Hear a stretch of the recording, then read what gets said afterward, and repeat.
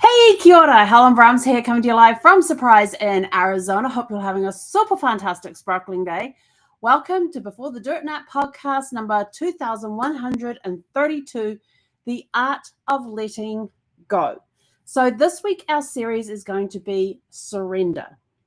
So we've done rhythms, we've done sacrifices, we've done permissions, and I can't remember what the other ones are. So this week we're looking at surrender. And this is part one, which is the art of letting go. Letting go isn't always graceful. It's not a tidy bow. It's a trembling hand unclenching its grip.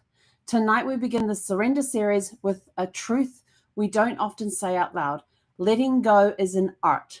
And like all art, it's deeply human, deeply imperfect, and deeply brave. So what letting go really means, it's releasing the need to control how it ends or how it's remembered. Accepting that closure doesn't always come with clarity, and it doesn't. There's times you're left with questions.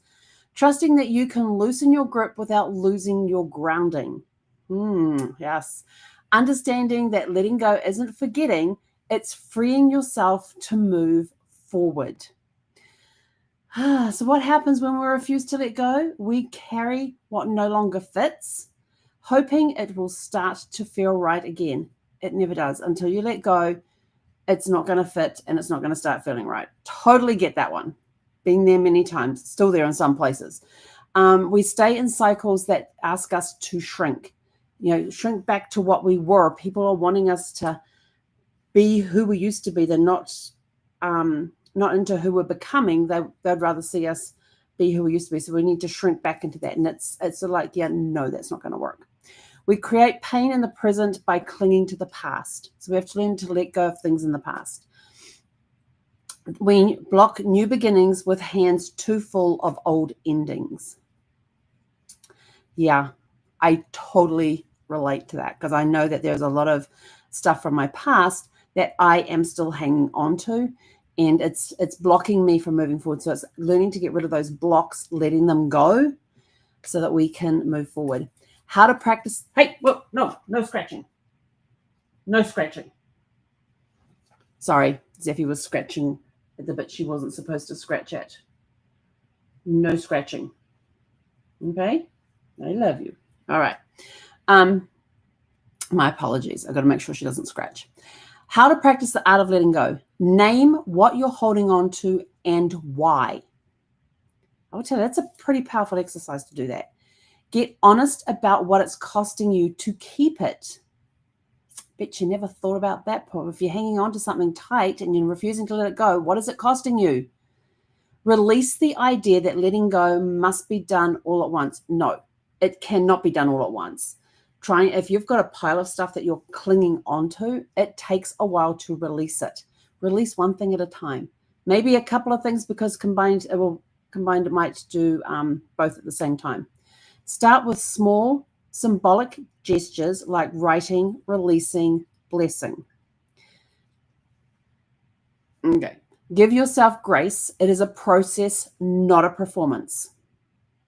So by giving yourself grace, you are allowing yourself to have that space in order to let things go.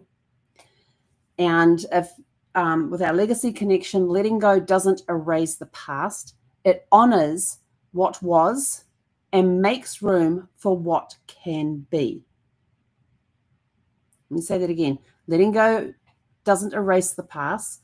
It honors what was and makes room for what can be.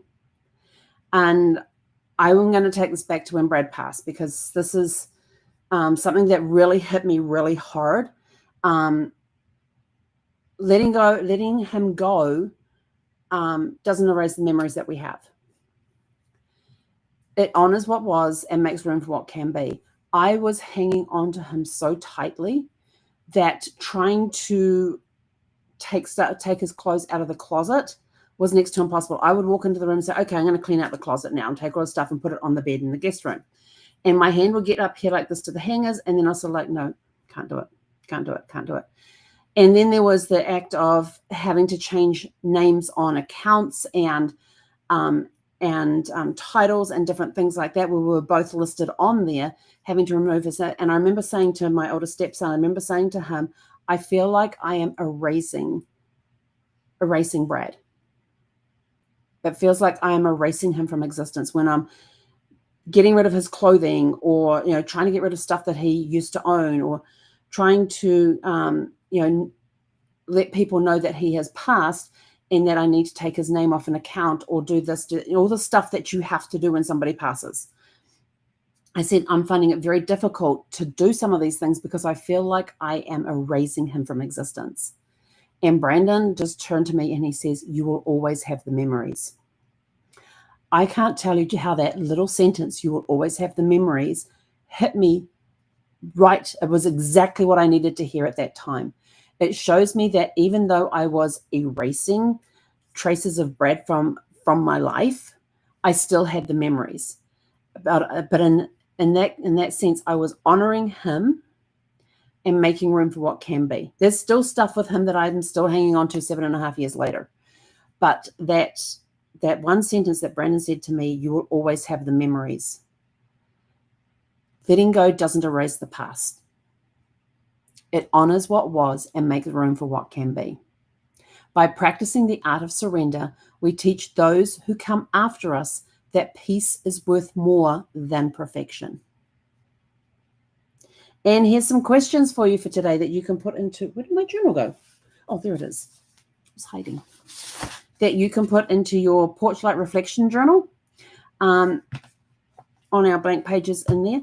What am I still holding on to and why? What are you still holding on to and why? What would it feel like to loosen my grip, even if it's just a little? You may not release it completely, but you're just starting to loosen the grip to allow yourself to release it. What might open up if I gave myself permission to release this? And these questions can be found in the comments down below the video here, so in the description below. So please take time to answer yourself those questions. And our closing thought for this evening is, letting go isn't weakness, it's wisdom. And it's how we make space for what's meant to stay. And with that, we are out of here. Go out, have a super fantastic, sparkling evening. And we will catch you guys back here tomorrow evening at 6 p.m.